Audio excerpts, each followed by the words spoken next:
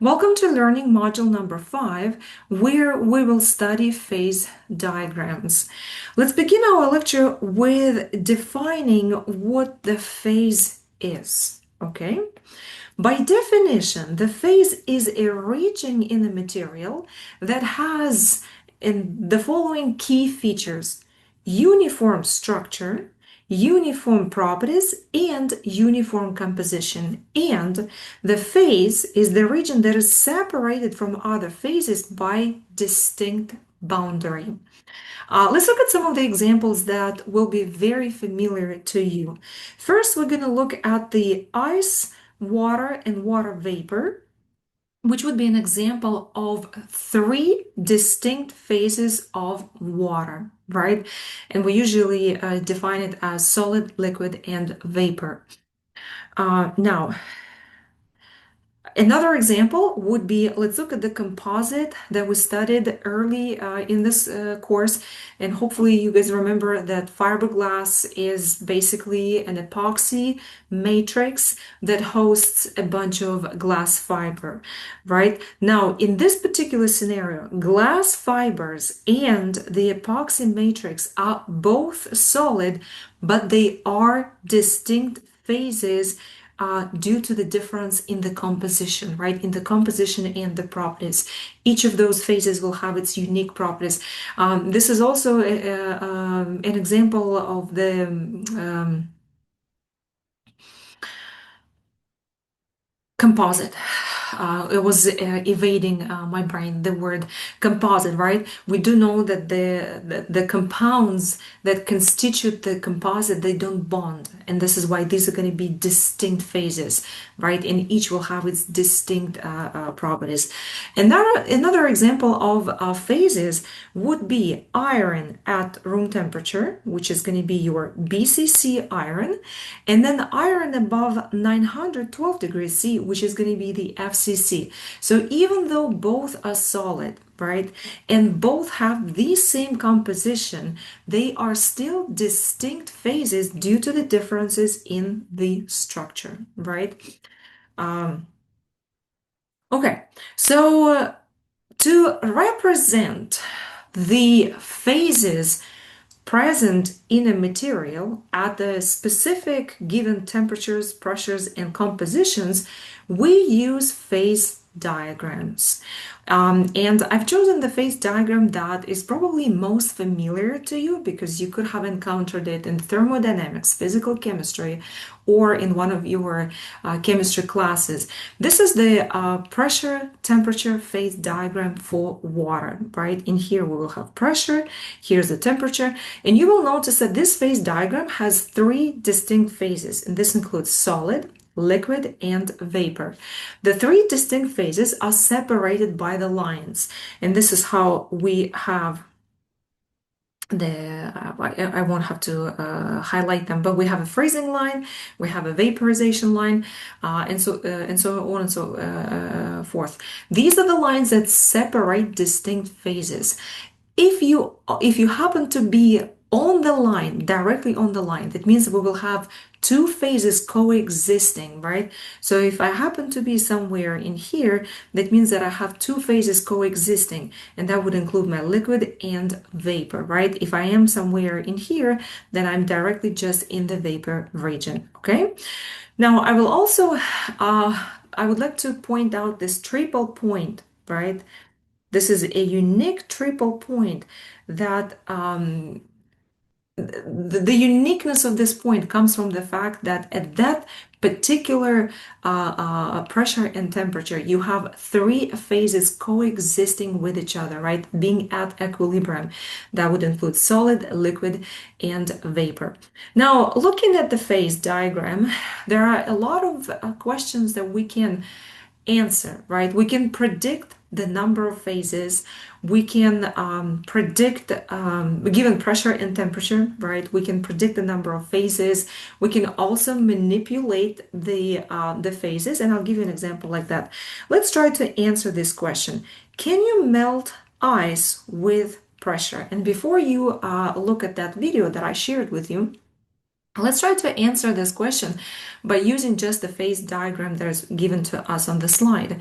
Well, we do know that typically the ice melts with temperature, right? Once you elevate the temperature above 0 degrees, the ice melts, right?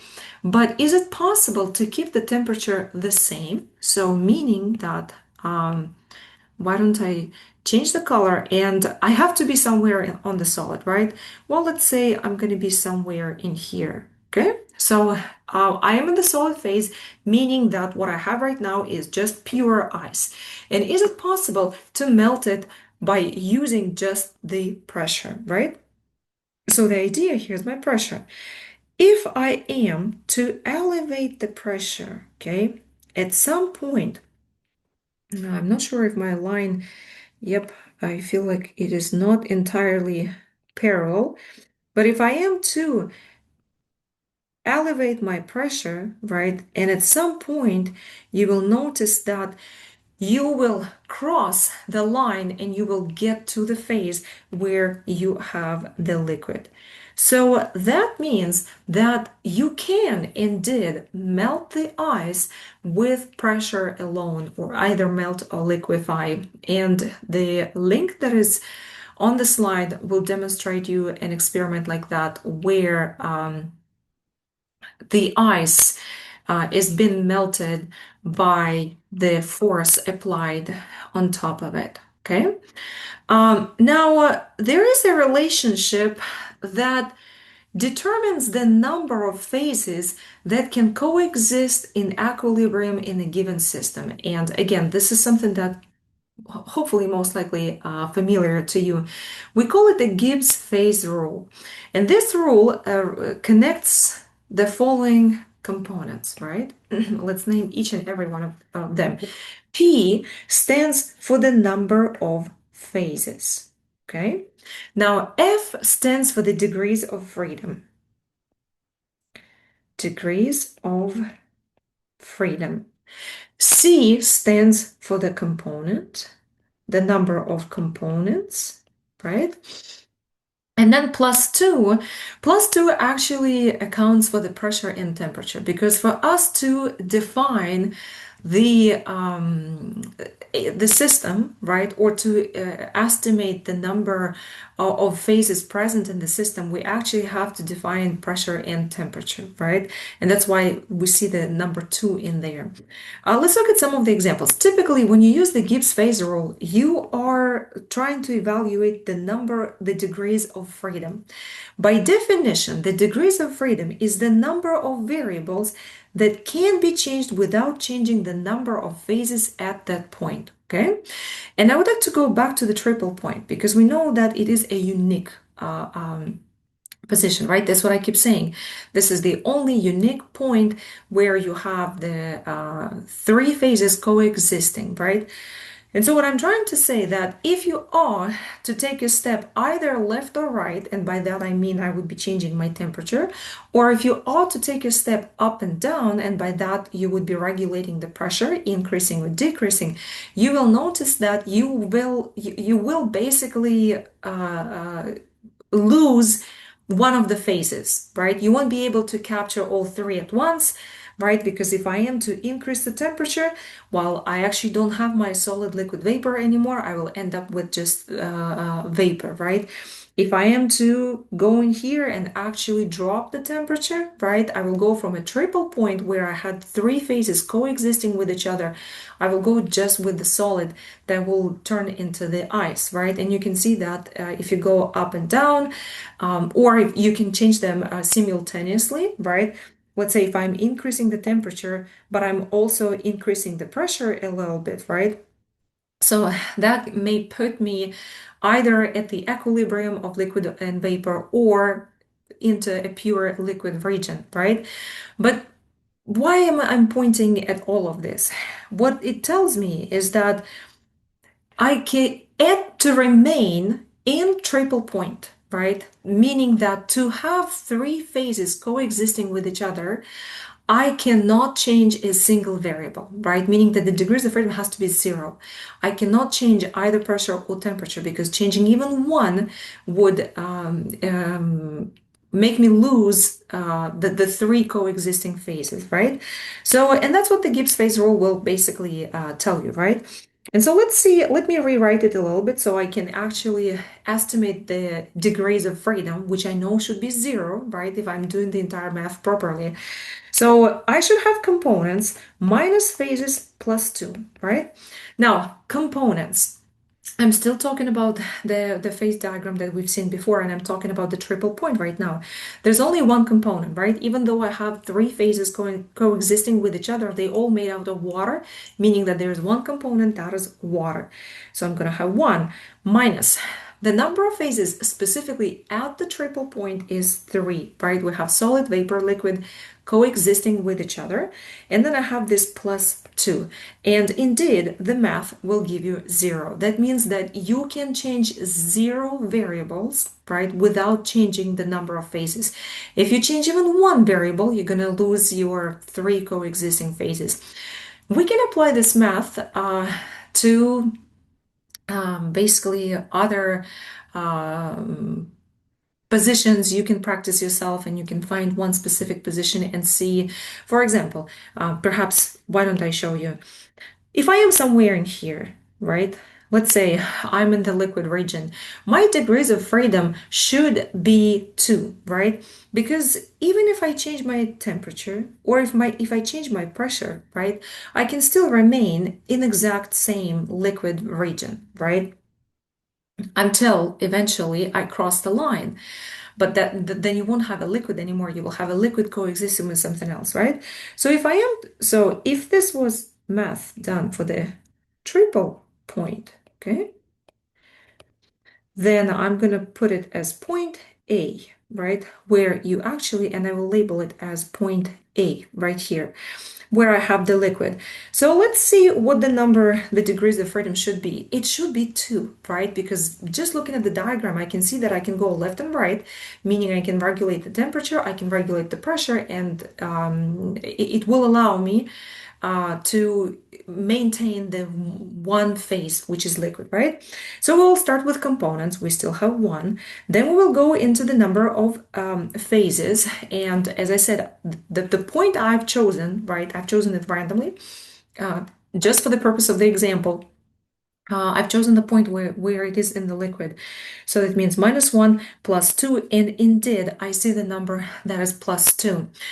You will get an opportunity to practice the application of the Gibbs phase rule a bit more, either in the homework or in the quiz, but I will give you a hint, right?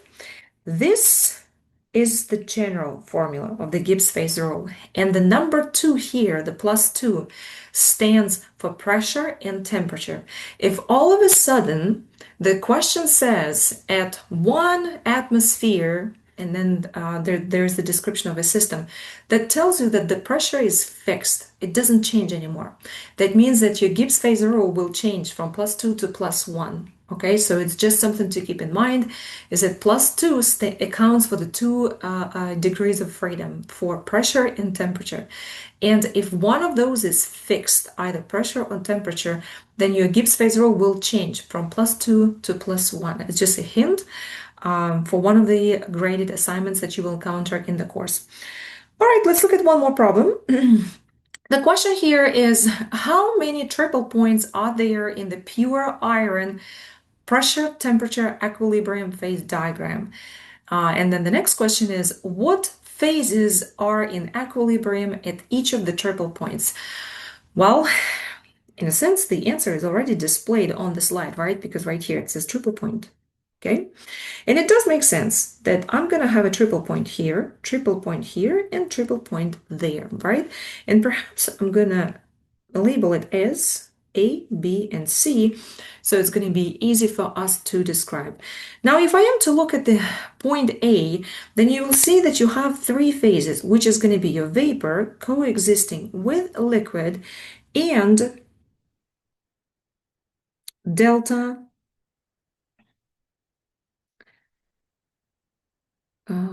delta iron, BCC, FCC, BCC, right? And just to remind you something that you've already seen this figure, right? Iron is very unique, and it's an allotrope, right? Meaning that depending on the temperature and pressure, right, it can actually go through different phases. And then at room temperature, it's BCC, and we call it alpha iron.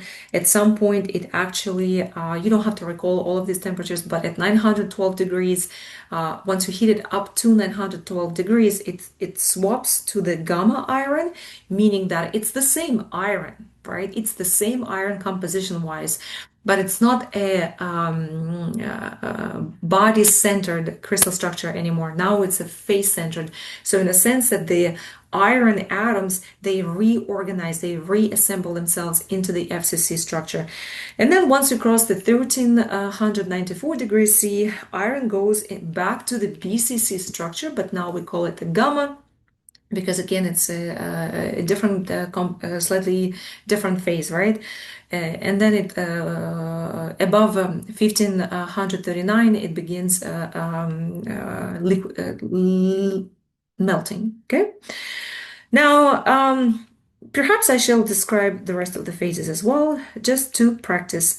For the point B, you will still have vapor, okay, and then you will still have your delta iron, BCC, and then the third phase is going to be gamma iron, FCC. For the point C, you have vapor, and then you have gamma iron, FCC, and then you will have alpha iron, to stay consistent, alpha iron, BCC, right?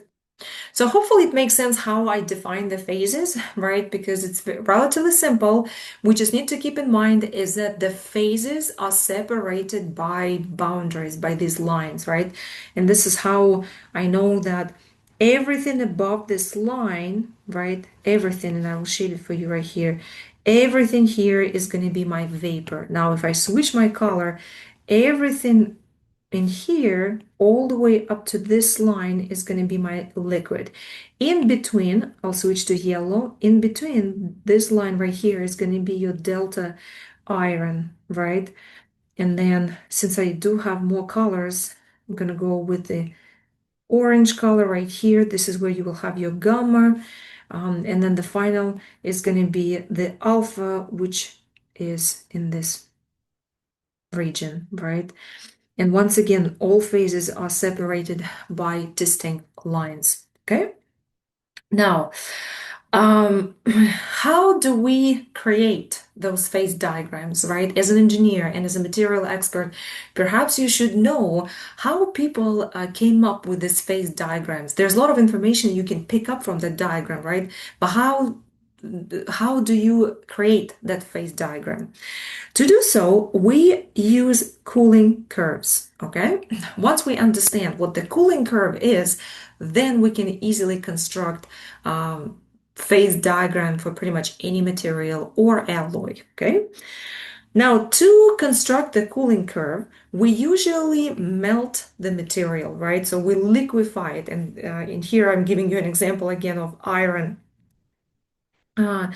Then we're gonna record the temperature of this liquefied material as a function of time as it cools down to room temperature. Okay, so once again, I will start somewhere in here, right, at this temperature. This is where I will have my start position, meaning that the material is molten, right? It is liquid. And then I'm just going to remove the source and let the material solidify, right? Or perhaps I shall say cool down. And then keep in mind is that I will record the temperature, right? I will record these temperatures as a function of time, right? I'm also recording the time. And you will see something. You will notice that there is you will observe that there is at some point a change in slope, right? And what happens is that the distinct change in slope means that there is a phase change. So that means is that we start with a liquid, and at some point, once you see this plateau, right, when the slope changes, that means that there is a change in phase. That means that you have liquid, but you had liquid, but then you start having solidification of this delta iron, right? Eventually, you get to just the all pure solid delta iron, right? Then there is another phase change at about, and perhaps I can even mark this temperature. So at about 1538, you start observing the solidification, right? Then at about 1394, you actually observe it is a phase change, even though it's the same iron, it's the same composition, right? But what changes is the crystal structure, the properties change. And if the properties change, it means it's a different phase, right? There's another phase, which is going to be your gamma iron. And then eventually you get to the alpha iron. This is the iron that is we encounter the most in I guess in our regular time, right? Because that's the room temperature. So so hopefully that makes sense, right? So the shaded regions that I just marked, they represent these pure regions, right? You have liquid, you have in three separate solids, right? You have delta, gamma, and iron. Now, you probably noticed that at some point there's this plateau. Okay, there is this plateau, and it is very common for pure metals. Okay, it is very well observed with pure metals, and this flat region or a plateau we usually call a thermal arrest. Okay, and so we do know that in that region, you have a mixture of both, right? Because if you ought to look at this line, right? While I technically have two phases here, I still have my liquid, but I already have a little bit of my solid iron solidifying. But for some reason, we do know that the heat source is removed, right? So how is this possible that at some point, right, once the change in phase occurs, there's a plateau? In a sense, the energy comes from some place that maintains the material at a constant temperature, right? So how is this possible? You do have the knowledge to be able to answer this question, right? Because we did discuss it when we were talking about bonding, and we said that the driving force behind formation of bond is going both bonding elements, they go into the lower potential energy, and once this happens, that means the energy is released, right?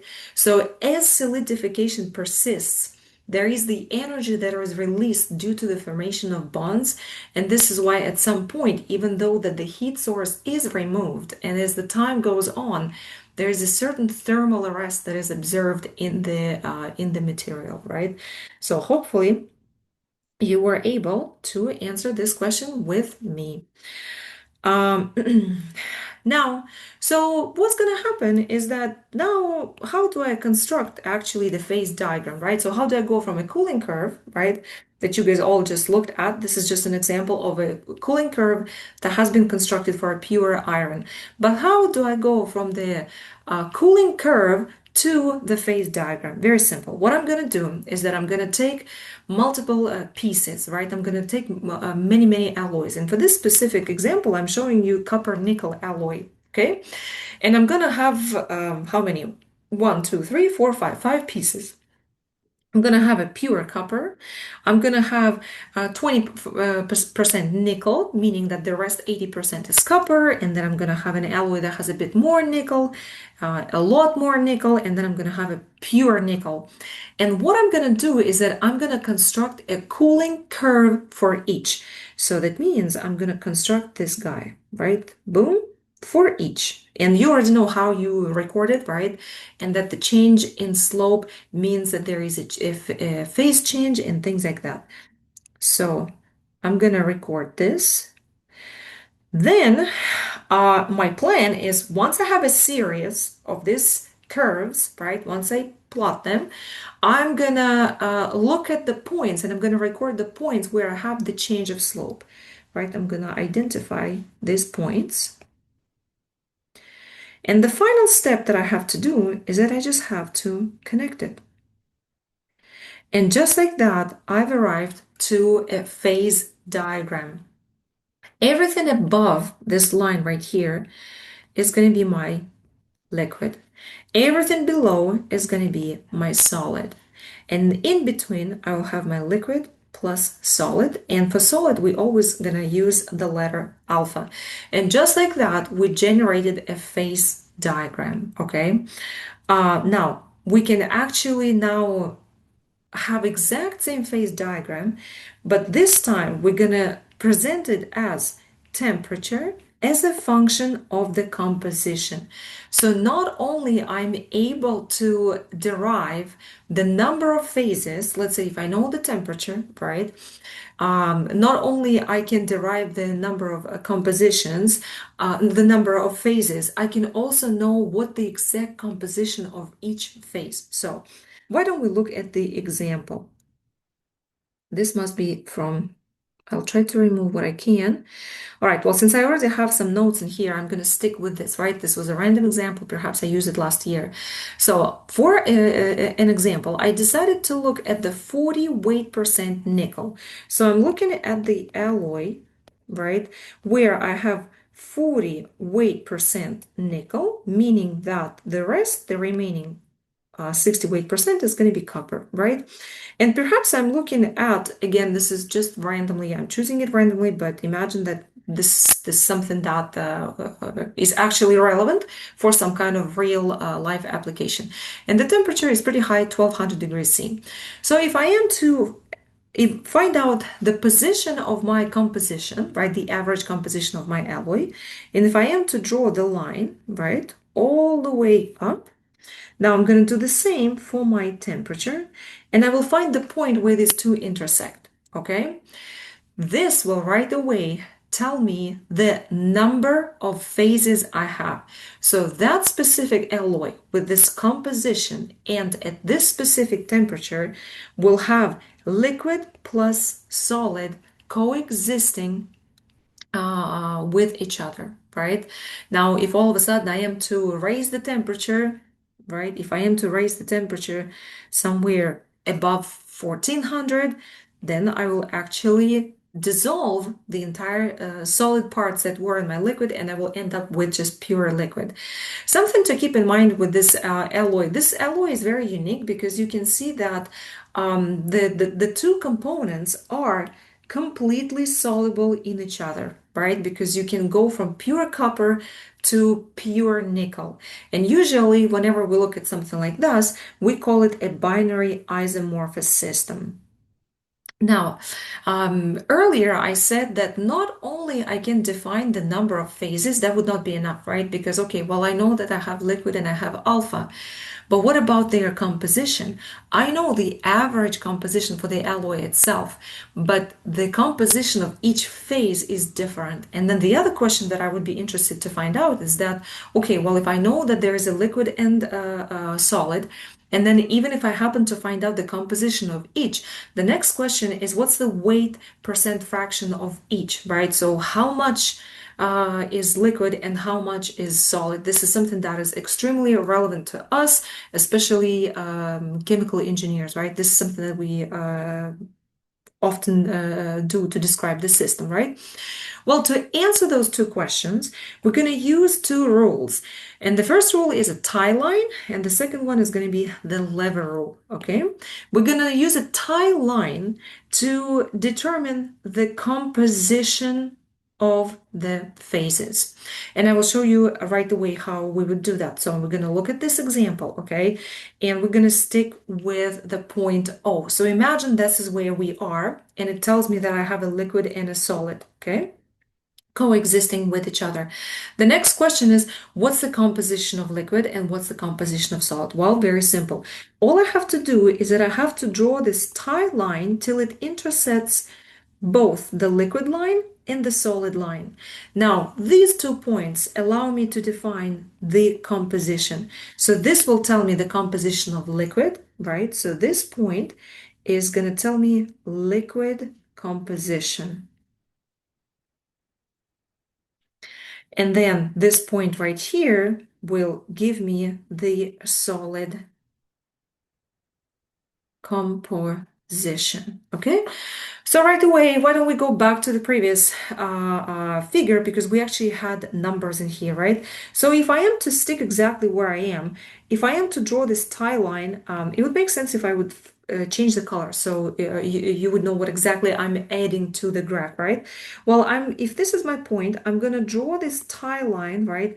Till it intercepts both the liquid and the solid line. And that means that my alpha, right, this would give me the composition of my alpha. I have 50% nickel. This is my alpha, the solid parts. Those solid parts that are floating in the liquid, right? Now, if I am to look at my liquid, the composition of liquid is going to be roughly, I'm just eyeballing it, 25% nickel, right? So my solid parts are very rich in nickel, right? It's 50%, whereas my liquid itself has only 25%. So hopefully that makes sense.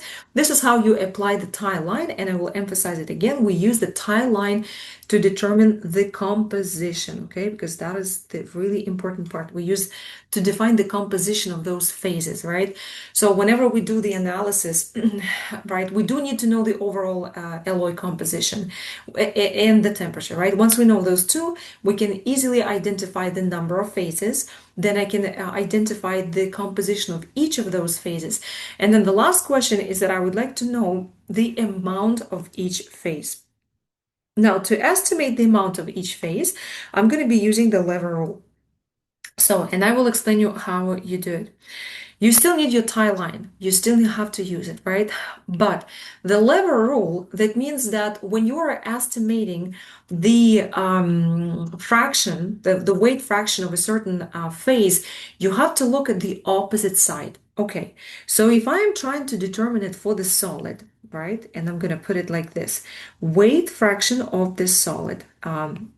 It makes sense to change the color for a second. If I am to estimating the weight fraction of the solid, I have to look at the opposite side. So I need to look at this side right here. And that means I'm going to take that distance. And if I am to take the numbers, right, it's going to be the average composition, or perhaps, you know what, for simplicity, I'm going to use the letters. It's going to be the distance OL minus divided by the total distance, okay, which is going to be SL. I'm using these letters as kind of like vectors to explain what's happening here. Now, if I am to define the fraction of my liquid, right, switch the color, you will apply exact same rule, lever rule, right? So my liquid is on the left-hand side, right? Because that's where my liquid line is. But what I'm going to do is that I'm going to look at the opposite side, and that means I'm going to take this SO, right? Divided by the same SL. And if I am to look And if I am instead to use these numbers right here, where you have the fraction, the average fraction, the fraction of the liquid, not the fraction, my apologies, I'm talking about the composition, right? So at the bottom, when I'm looking here, perhaps I'm going to enlarge it and explain it one more time, right? So if I am to, because the tie line allows me to actually identify the composition of liquid, right? The composition of solid, and this is the average composition of the alloy. So if I am to write the numbers, okay, for my fraction of liquid phase, right, which is going to be your X sub L, it's going to be the solid composition, right, because we're looking at the opposite end. I'm calculating the weight percent fraction for liquid, meaning I look at the opposite end. And it's going to be the weight, the composition of solid minus the average composition, and the denominator, that's going to be the entire length of the tie line, right? And if I am to look at the solid phase, keep in mind is that the denominator never changes. It's always the same, right? For the specific, when we do the calculation. The only part that changes is whatever is in the denominator, and you need to make sure that you're looking at the opposite side, meaning that since I'm looking at the fraction of solid, I'm going to take the average composition and I'm going to subtract the liquid composition. Now, why don't we look at the example to solidify what we've just done, okay? So we are looking at the alloy that contains, and specifically here it says 53% nickel and 47% copper, right? Now, the first question is, at 1300 degrees C, make a phase analysis assuming equilibrium conditions, right? First, let's find ourselves on the diagram itself. Okay, so, well, I'll start with the composition first. Okay, so 53, luckily, the author is already guiding us. This is your 53. Okay, so I'm gonna go all the way up, right? And I'm gonna have my line going up all the way till it intersects my temperature. And again, the author is already guiding us, so I don't have to go any longer because I know that the intersection is going to be right in here. So now now I can start doing the entire analysis because I know exactly where I am on the phase diagram. Whenever we talk about the phase analysis, it always includes three parts, okay? And the first one is that we need to list the phases that are present. And let's answer this question right away. I'm inside the envelope, meaning that I have liquid and alpha, right? So I'm gonna answer it like this. Phases, okay, or phases present, specifically at whatever I just defined, right? Because if you change either temperature or if you change the composition, things may change, right? So phases is going to be liquid plus solid. Keep in mind is that whenever we refer to solid, we use alpha. Okay, we typically use Greek letters for solids. Next question is, what is the chemical composition of each phase? All right, well, what's the composition of liquid? To do that, I'm going to draw a tie line and I'm going to find the points where it intersects the liquid line and the solid line. Now, once I find the position where it intersects the liquid line, I can find the composition of the liquid phase, right? And then the author already tells me, okay, this is 45 nickel, right? So this is 45. So that means is that I have 45 weight percent nickel. And that means that the remaining, what is going to be? 55, that's going to be copper, right? Now, what about alpha? I just need to look at the point where my tie line intersects the solid line, right? Because I'm looking for the solid. And the author here guides me again and says this is 58, right? This point right here is 58, meaning that it's going to be slightly richer in nickel, which is going to be 58 weight percent. You will notice that sometimes I skip the weight, but please keep in mind that we do work with weight percent, right? Weight percent nickel, and that means that the remaining is all going to be copper, right? The 42 is going to be the copper. Now, the next and the last question that you have to address in the phase analysis is that you need to answer the following question. What amount of each phase is present? I need to find fractions, right? So in here, I will be looking for the fractions.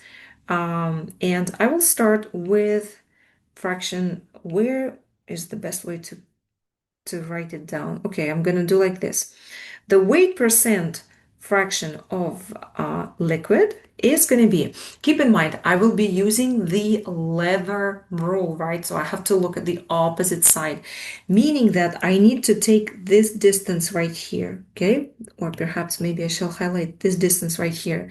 So that means I will have 58 minus 53, right? 53 is where your average alloy, that's my distance.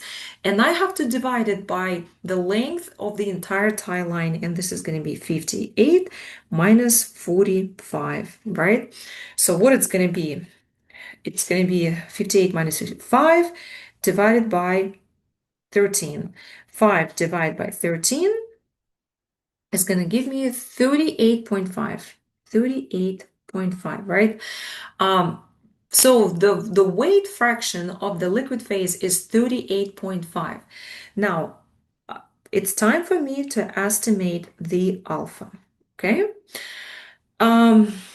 Okay, so another thing that I can actually do, right, is before I apply the rule, I'm going to use a shortcut. Okay, so I know that the sum of both should give me 100, right? So if I have 38.5, I should end up with how much? 61.5, right? Did I? Hold on, guys. I'm just going to plug it in. 100 minus 38.5, and I'm going to end up with a 61.5, right? If I am to apply the lever rule correct way, I should end up with 61.5, right? Just to use a shortcut. I do not recommend using a shortcut yeah, during the examination or graded assignments, right? But it's good to do it later on. Well, let me see if I can get to that number. I'm going to apply the lever rule. So I'm going to look, since this is alpha, now I need to look at the opposite side, right? The denominator is the same, but the numerator will change. Whatever I highlighted as blue should go in my numerator. That means I will have 53 minus 45 divided by whatever I have here, 58 minus 45. Now let's plug it in, and I will have 8 divided by 13, right? And the answer is actually 61.5, right? And once again, the summation of both shall give me the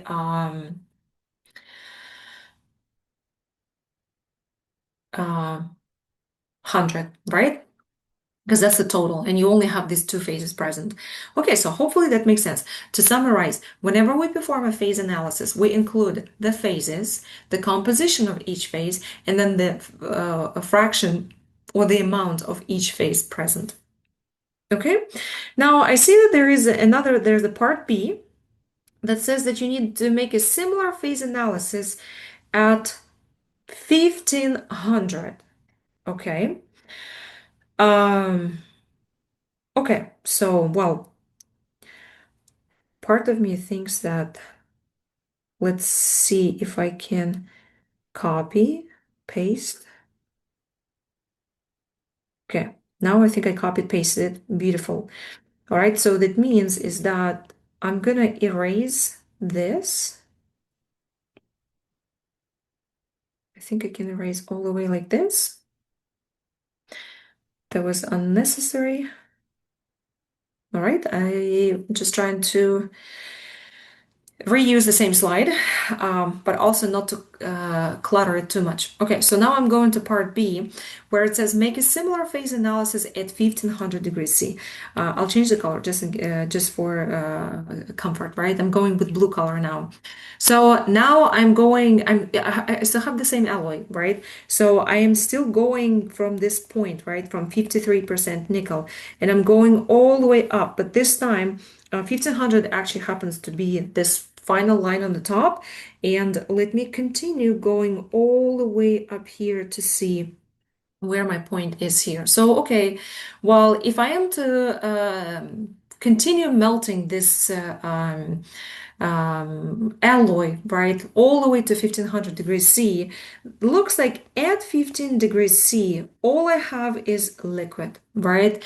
And that's 100% liquid. And what's the composition of this liquid? Well, it's going to be the same as the alloy, right? And it's going to be 53 weight percent nickel, and then the remaining 47% is copper, right? That is how you would accomplish a phase diagram. The question also asks you to sketch the microstructure of the alloy. That should be relatively simple. So How would I sketch it?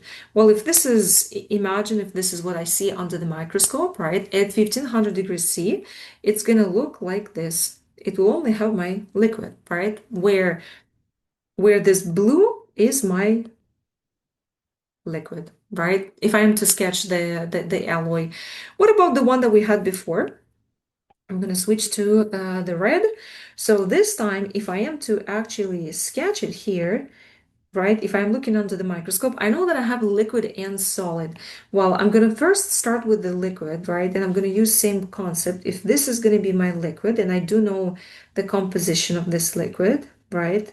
I also know that I have some bits of my solids present in there, and I actually have uh, more of my solid, right? So I'm going to draw it as a pepperoni pizza, okay?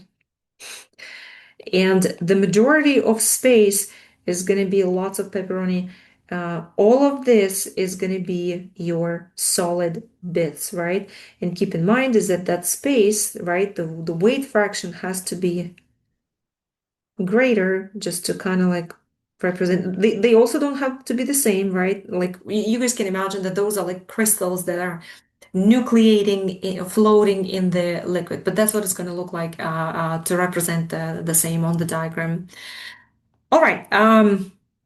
Now, the unique thing about these alloys, both, and so far that we considered nickel copper, and uh, we only looked at nickel copper. All right, but the one thing is that you've noticed that for this specific alloy, the elements, there's no solubility limit. You can go from pure copper all the way to the pure nickel, and you can go backward, just changing the condition, right?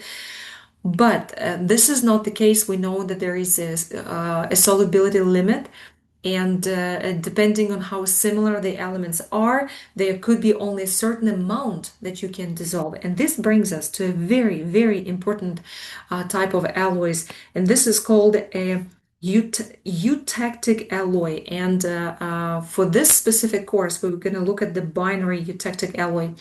A great example of the eutectic alloy is going to be lead and tin. And there is a lot. Well, so first you will see that, okay, the diagram looks a lot more complicated, right? And the reason it looks a lot more complicated because there is a limited solubility of one element into the other one, right?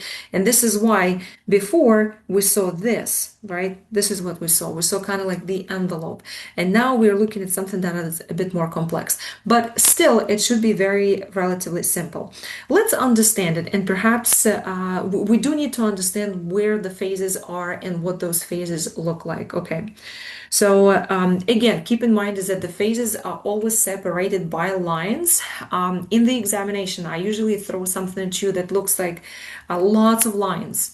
But if you understand how to work with an easy diagram, you can take the same set of skills and apply it to any diagram. It doesn't matter, right? So let's first identify where the phases are and what is the difference between those phases, right?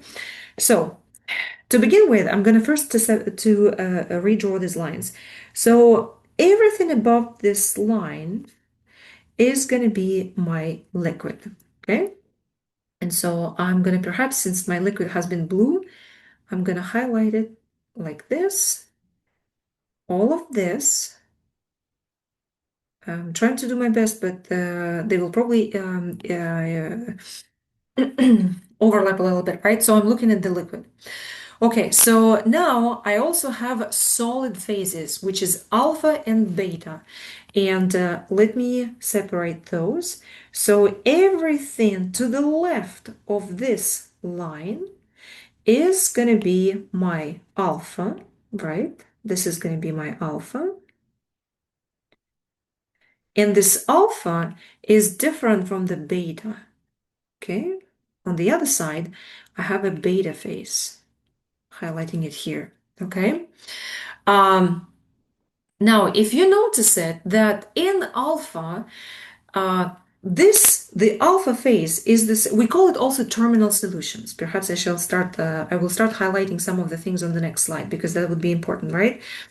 So alpha and beta are your solid solutions, right? And if you guys remember what the solid solution is, that means one element is entirely dissolved in the other one, right? So at the first glance, it looks just like it's not a mixture, right? It's a single solution, and we call it a solid solution.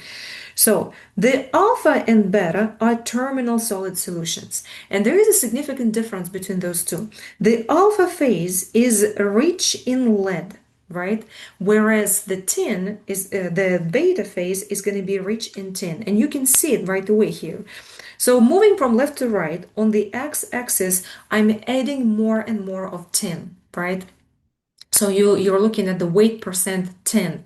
And that means that if I am looking at the alpha, this right here is rich in lead.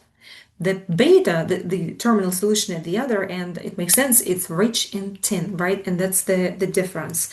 Okay, so we can also see that the alpha can dissolve maximum of 19.2 weight percent tin in its structure, whereas beta can dissolve maximum of only 2.5% in its structure, right? And where do I get these numbers? From here, right? So this is the maximum amount of tin that you can dissolve in the lead-rich alpha. Now, in here, this point right here will tell you that you can only dissolve 2.5% of lead in your tin-rich solution beta, okay? So now, everything below this line, and I'm running out of colors. Well, I still have a yellow. I don't think I used this one. Everything in here. And I'm trying to highlight everything that should be there. This is going to be a combination of, it's a mixture. You have alpha and beta. So meaning that if I am to look under the microscope, I'm going to see two distinct phases. One is going to be alpha and another one is going to be beta, right? So blue is liquid. And then everything below this straight line is going to be your alpha and beta, and it is liquid. It is going to be two solids that are mixed with each other. And I will actually right away, I'll show you what it looks under the microscope. This is a beautiful example of looking at the phase that is solid mixture of alpha and beta. The light phase is going to be, it's actually alpha, and then the dark phase is going to be your beta, right? This is what exactly it would look under the microscope, excuse me. Now, going back in here, you will also notice that I have these white envelopes that are left out. I'm going to keep them as is because it should be relatively simple. These are like transition, right? This is the transition point where you have on the left-hand side, you will have alpha and liquid, right? And then in here you will have your beta and liquid. So how would I envision it, right? Well, if I am to start somewhere in here, if I am to start in the liquid, right? And then I'm going to drop the temperature, right? So if I'm dropping the temperature, at some point you're going to have crystallization forming. And this is going to be your beta phase, right? And eventually, once you get to this point, uh, excuse me, you're losing the entire liquid and you're looking at a mixture of two distinct phases, alpha and beta, right? Actually, it will have three phases, and I'm about to explain you where the third phase comes from. Since I mentioned it, I have to explain that. Okay. So hopefully everything makes sense. The one thing I will tell you is that why we call it eutectic and why it is so important. Later on, I will show you examples. If you guys look at first, let's look at this unique position. I want you guys to look at this eutectic point. So there is a very specific composition, right? And this composition is going to be, it's actually this composition right here, okay? There is this very unique composition, and there is this very unique temperature, 183 degrees C, where you can go straight from the liquid directly to the solidification of to solid, or you can go the other way around. That is very, very important point, right? And we call it eutectic point. But before I tell you more about that, uh, what is unique about this eutectic point? Well, if I am to take pure lead, this is your pure lead on the left-hand side, okay? This is my pure lead. And if you look at the melting temperature of the pure lead, right, it's going to be 327 degrees C. Well, if I am to take pure tin, the melting point, I actually do not know it by heart. Um, uh, it's roughly somewhere between 220 and 230, right? So perhaps I'm going to put this number in here. So you have both numbers. So I'm looking at 327 and 220 to 230. But if you make an alloy exactly at this composition, right, where you have 60, almost 60, it's actually have to be exact, 61.9% of tin, and the rest is going to be your lead, the melting temperature drops to 183. And if you notice it, you can achieve, you have an alloy that has very unique property that the melting point of the alloy is less than either of the elements that you're blending together. And I guess another thing that we have to keep in mind about the eutectic point, right, is that in the eutectic point and only in the eutectic point, you can go directly from liquid, right? And that means that you're cooling it at the eutectic temperature and you go to the mixture of two solid solutions, alpha and beta. Now, another thing to keep in mind is that anywhere outside of a eutectic point and where it would be, well, I'll give you an example. Anywhere outside, right? It's going to be like, let's say, going here or cooling it down there. It doesn't matter. But you will see that you are crossing this envelope, right? The white envelope where you have where at some point you have liquid and then you have liquid and some kind of alpha of solid, and only then eventually you get to an entirely solidified material that has two phases in there, right? So that is really important. Why? Because I want you to recognize this alpha and this beta. We call it a pro-eutectic alpha, or we call it a pro-eutectic beta, because it's different from the eutectic, because that is something that has been formed earlier. So let us try to envision. I want you to do the following. I would like you to follow my lead. Let's start with point A, and then we're gonna solidify our alloy going, same alloy, right? Same composition, and we're gonna go all the way down. And I just want you to visualize what is exactly in my whatever we have. Let's say we have a bowl with it, right? Or like a cast or something like that, right? I want you to understand it. So I'm trying to, just as we draw this pepperoni for this example here, and it made sense, you have crystals floating in liquid, right? Because you have liquid and solid. I want you to be able to draw the same things. You have to for at least in one of the questions in the quiz, I believe I will ask you to choose the right sketch that represents the specific point on the diagram, right? So let's walk through it together. It's going to be a little bit different, but I want you all to understand what exactly is happening there, okay? So, well, at point A, I'm going to have just pure liquid, right? And it all makes sense. I only have pure liquid. Now, at some point, right, at some point, once I am at point B, right, I'm just cooling it down. At point B, I will have what happens is all of a sudden you have a certain amount of this pro-eutectic alpha that starts solidifying. And that's what you're seeing here. These islands, right, these tiny, tiny crystals floating in liquid is going to be your pro-eutectic alpha. And if I go further, right, if I continue cooling it down, and if I am at point C, what's going to happen is that I'm going to have, well, actually point C. Oh, hold on, guys. This is the point C, right? This is the point C. Because once we cross the line, we start having this solidification that you can actually observe under the microscope, right? And if I let it cool even further, if I wait a bit more, and if I go all the way up to the point D, but I don't cross the eutectic temperature, right? I'm still above 183 degrees. I'm in that envelope. And what's going to happen is that you'll go from this point to this because the crystals will just kind of like grow in size, right? And those crystals is going to be your proeutectic alpha. And you will actually go from the amount of proeutectic alpha, it was 24%, and then it just grows further and further, and it becomes 49%. Now, once I am to cross this line, right?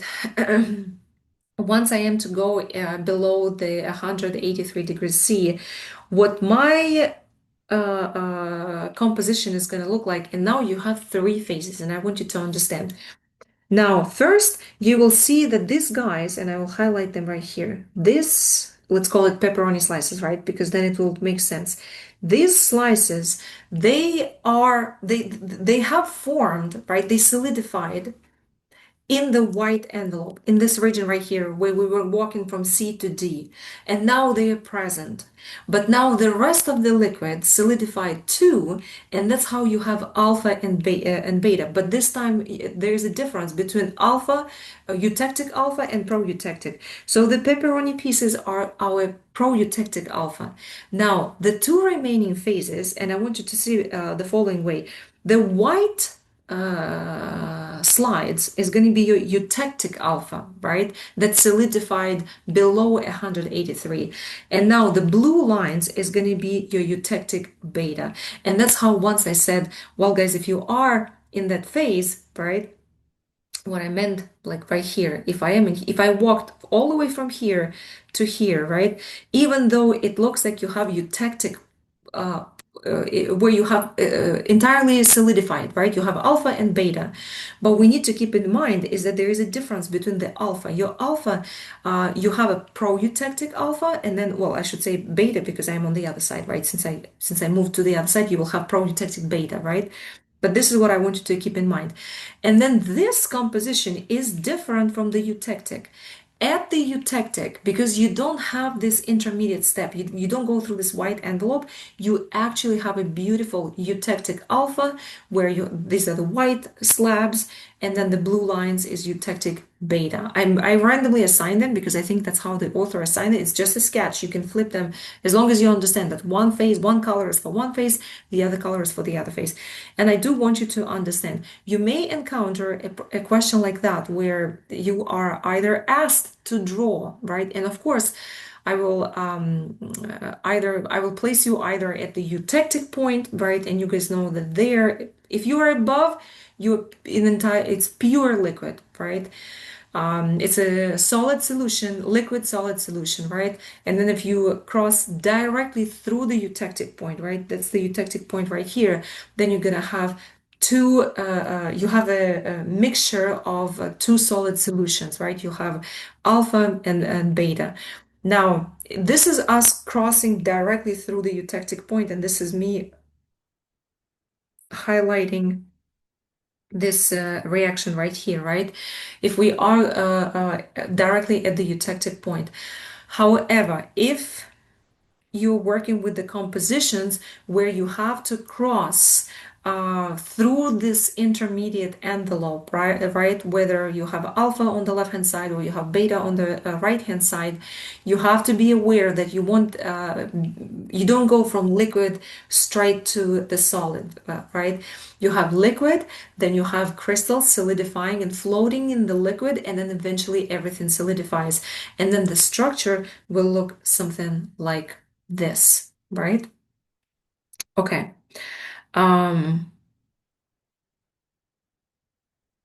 why don't we, since we looked at the cooling curve before for a pure metal, and if you guys remember, it had like very sharp slope changes, why don't we look at the slow cooling of an alloy? And specifically, we're looking at 60% lead and 40% tin alloy, okay? And before I even look at before we look at the cooling curve, I first would like us to look at the diagram that I feel like we are very comfortable with. Okay, so 60% lead and 40% alloy, okay? So if I am to draw it, I'm running out of colors. Which color to choose? I have to go with green.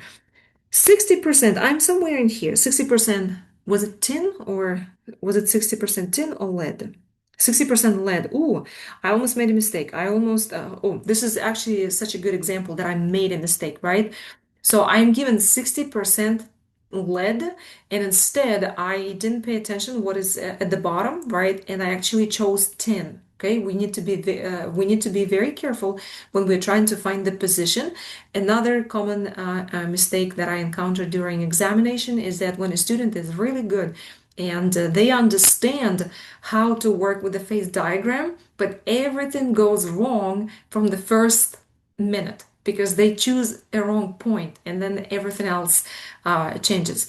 Um, so please do pay attention when you look at the axis because I often flip them when I distribute something that may look very familiar to you, but all of a sudden it is not, right? So, but it's good that I actually made a mistake like that. 60% lead would put me right here, okay? And so that means I'm going to be cooling it down along this line. Well, it's kind of like the same line, but I want you to envision, okay, so I'm going from liquid, and then at some point I'm going to have proeutectic alpha crystallizing in my liquid and floating in there, right? And eventually I'm going to go to a composition where I have my solid mixture of alpha and beta, right? How would that cooling curve look like, right? This straight line that I just draw. This is actually experimental data, and that's exactly what it looks like. So you guys will notice that you have all liquid, right? And then at some point, and specifically at 245 degrees C, there is going to be a change in slope because there's going to be a phase change. You don't have a pure liquid anymore.